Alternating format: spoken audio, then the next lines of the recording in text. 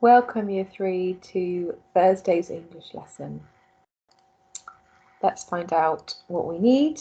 Just the normal resources today: sharp pencil, ruler and English book. Now today you're going to need a full page and we're going to turn our book so it's landscape. Okay, so a bit like this on the screen, not portrait as normal, turn it round so it's landscape, and you're going to jot the date and hello in a moment in the top corner as we would normally do. Okay, so here's our date and hello. Pause the video and get that down. Well done. Okay, so today we're going to be doing some planning. Now my video today is going to be quite short because I want to give you lots of opportunity to have a really good think about your story. Okay, and it's going to be really important that we actually have a go at telling our story with an adult or a sibling or even your pet if no one's available at home. We need to be practicing telling the story that we're going to be writing. So we are going to be coming up with plot today. Do you know what the plot is? We've talked about this word a little bit before at school. Well, the plot in a story is what happens.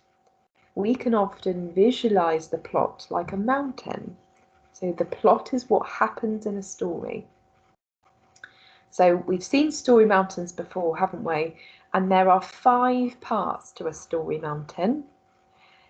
An opening, where often we describe the setting and introduce the characters. And then there's the build-up. Excitement and tension grows. It might be good to give some emotions here. So a bit like what we did yesterday in our writing, we could use some of those words here, couldn't we? So describing emotions, talking about maybe what Emily's mission is or what she's set out to do. There's going to be a major dilemma here. So there's going to be a problem. It's going to be something to do with your villain that we created. So he or she is going to do something there that's going to maybe get in the way or is going to stop Emily from doing what she needs to do.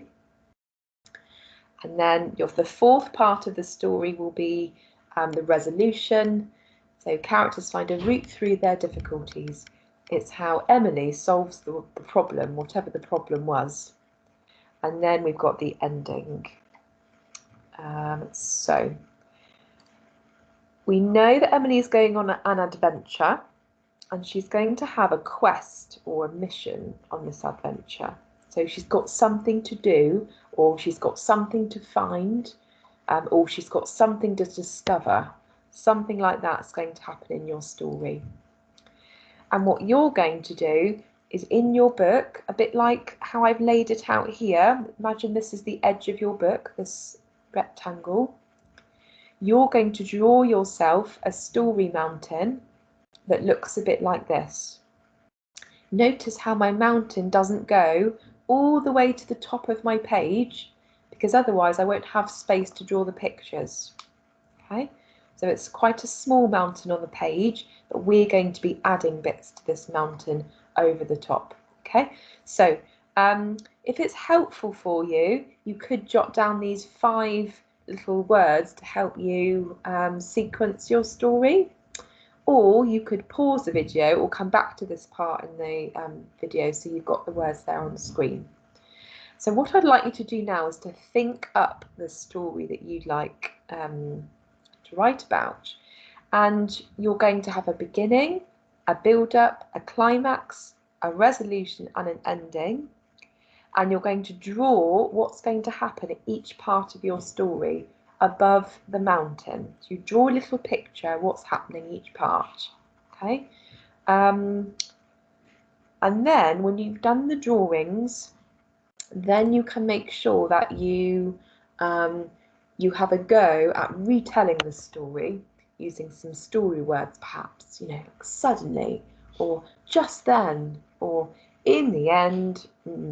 Okay, so I'd like you to pause the video now and draw your 5 pictures about what happens to Emily, and also have a go at talking this through with someone at home. If you're in school, then we'll pair you up with another child to do that in school. Okay, and then come back to the video again when you're done, because I've got one more thing I want you to do afterwards. Okay, so pause the video and have fun with that. Okay, well done. Welcome back. You should have then 5 parts to your story that are planned out. The final thing I'd like you to do today is to, inside your mountain, because you should have a bit of space here, I'd like you to think of some words that are going to be useful for your story. So it's like you're creating your very own word bank. Now, because you've got lots of different things happening in each of your stories, I can't give you those words today. But I would suggest that you have a think about perhaps parts of the balloon that you might need, some of those key words we came across yesterday, like the word burner, perhaps. So you're going to make a little word list here.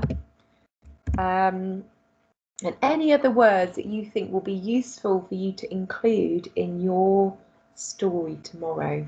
Okay, so I'd like you to again spend a few minutes on this, and it might be worth, if you've got time, checking spellings in a dictionary. Check they're spelt correctly, ready for your writing tomorrow. Okay, so enjoy that, and I will see you tomorrow. Bye bye.